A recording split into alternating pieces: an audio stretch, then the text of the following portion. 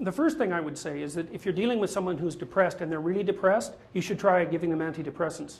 Because if they die, you can't help them. Okay, so if you're suffering, you are obligated, in a sense, to hold on to whatever rope someone throws you.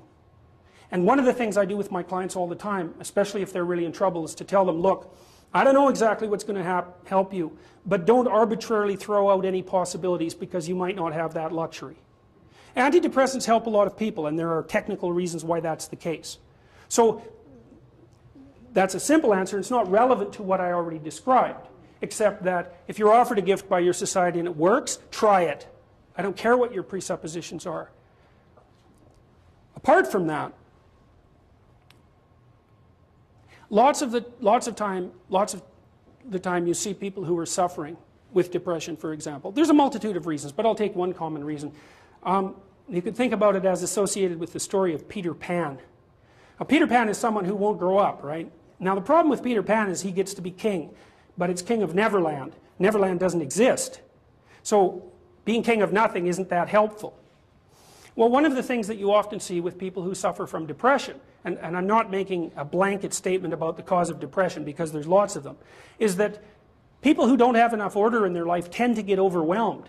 So for example, if someone comes into me and to see me and they say they're depressed, I always ask them a very standard set of questions.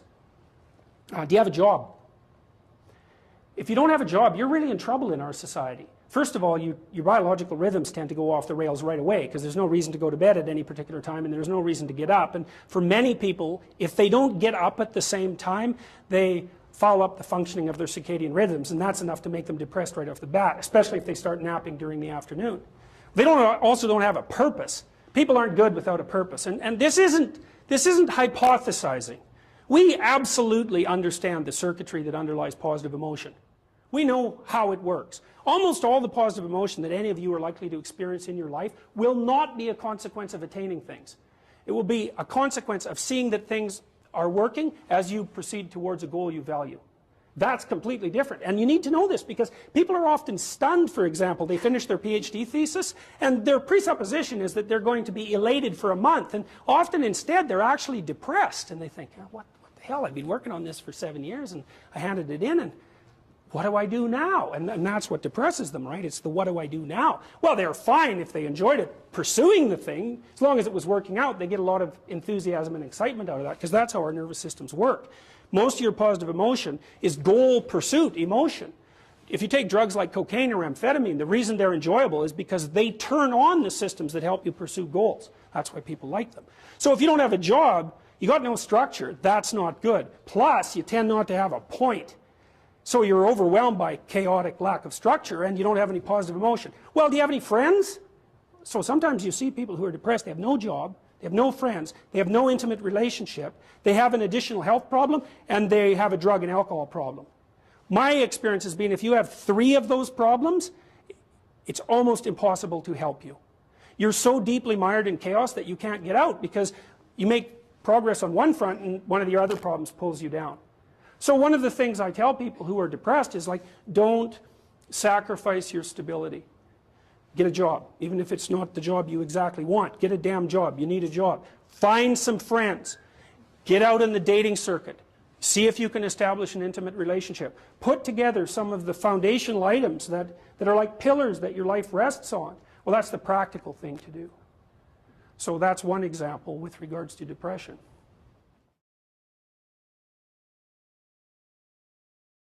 Well, the thing is, you don't just launch it on them, you know. You got to negotiate with the person. And you also got to teach them to negotiate with themselves. And this is something that's very useful to know. You know, you can tyrannize yourself into doing things, but I wouldn't recommend it. What I would recommend instead is that you ask yourself what you're willing to do. It's a really effective technique. It's like a meditative technique. So, for example, you can get up in the morning and you can think, well, you know, I'd like to have a good day today, so I'd like to go to bed tonight without feeling guilty because I, you know, didn't do some things I said I was going to do, and I'd like to have kind of an interesting day. So you got to fulfill my responsibilities, and I want to, you know, enjoy the day. Then you can ask yourself, well, okay, what would I have to do in order for that to happen that I would do? And the probability, if you practice this for 3 or 4 days, is your brain will just tell you, it'll say, well, you know, there's that piece of homework that you haven't done for like 3 weeks, you should knock that sucker off because it would only take you 10 minutes and you've been avoiding it and torturing yourself to death for, you know, like 72 hours straight. And if you do that, here's a little interesting thing you can do, and, you know, maybe this is little obligations you should clean up. And so what you do in a situation like that is you teach the person to negotiate with themselves. Say, well, let's figure out what your aims are. You've got to have some aims, whatever they are. And they might say, well, I'm so depressed I don't have any aims. And then I say, well, pick the least objectionable of the aims and act it out for a while and see what happens. Because sometimes your emotional systems are so fouled up that you have to pretend, you have to act the thing out before you can start to believe it. I mean, people always assume they have to believe and then act, but sometimes that's true and lots of times it isn't. So the trick, if you're doing therapeutic work with someone and you're helping them establish a structure, is to find out what they'll do. Now, if they want to get better, which is not a given, because there are often payoffs for not getting better. That's basically the payoffs of being a martyr, or maybe the payoffs of doing what your entirely pathological family members want you to do because they actually want you to fail. Assuming you want to get better, there's usually something you can figure out that would constitute a step towards some sort of concrete goal. And my presumption, it's a behavioral presumption fundamentally, is that small accruing gains that repeat are unbelievably powerful. So, you know, this is another thing to know about in your own life. It's something I learned in part from reading the writings of Alexander Solzhenitsyn, who's a great Russian philosopher and novelist. You know, he said, you can look at your life and you can see what isn't right about it. I mean, all you have to do is look. And then you can start to fix that. And the way you fix it is by noticing what you could in fact fix. You know, people are often trying to fix things they can't fix, which I would not recommend, because if you try to fix something you can't fix, you'll just ruin it. Like, you can find all sorts of undergraduates who are perfectly willing to restructure the, you know, the international economic system, who cannot keep their room clean. And there's actually a gap there, you know, and it's surprising that people don't actually notice. So I would say, if you pay attention, you can see things that you could fix. They yell at you. They really do. We even know how that happens. Let me give you an example. Because rooms are full of stories.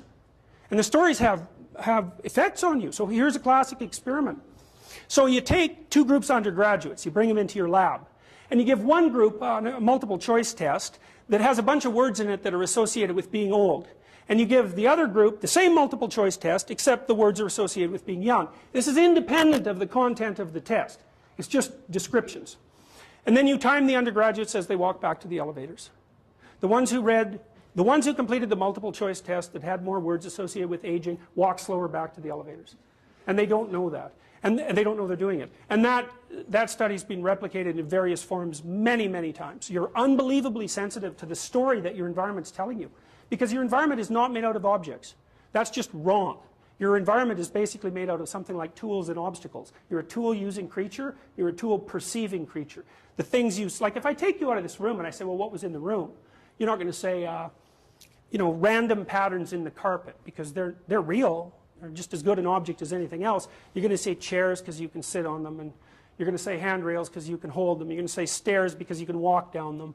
That's what you see, and that's what you interact with. And if you pay attention to your environment, which is you, by the way, extended, all of your experience is you. It will tell you all the time what you should do. All you have to do is do it. But then you have to decide if you want to do it. One of the things I've noticed about people, because I've wondered, once I started studying these mythological stories, and I got this idea about the fact that life can be meaningful enough to justify its suffering, I thought, God, that's such a good idea. Because it's not optimistic exactly. You know, some people will tell you, well, you can be happy. It's like, those people are idiots. I'm telling you, they're idiots. There's going to be things that come along that flatten you so hard you won't believe it. And you're not happy then. And so if life is to be happy, well, in those situations, what are you doing? Why even live? But life isn't to be happy. If you're happy, you're bloody fortunate, and you should enjoy it. You should, because it's the grace of God, so to speak. With regards to meaning, I thought, well, people know when they're doing something meaningful. They can tell. So why the hell don't they do meaningful things all the time? It seems obvious. You could do it. I mean, it's hard, you know, because other people want you to do other things. And it's a struggle, but everything's a struggle. And then I thought, well, oh, I get it. I see why. It took me about 10 years to figure this out. People have a choice. Choice number 1. Nothing you do means anything. Well, that's kind of a drag, right? It's meaninglessness of life and all that, existential angst. you know, that's kind of a pain. But the upside of nothing that you do is meaningful is you don't have to do anything. You've got no responsibility. Now, you have to suffer because things are meaningless, but that's a small price to pay for being able to be completely useless. The alternative is everything you do matters.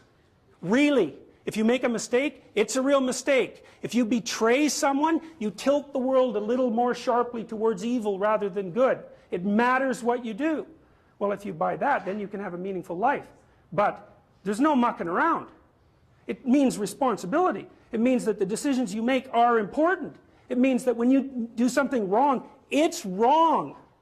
Well, do you want that?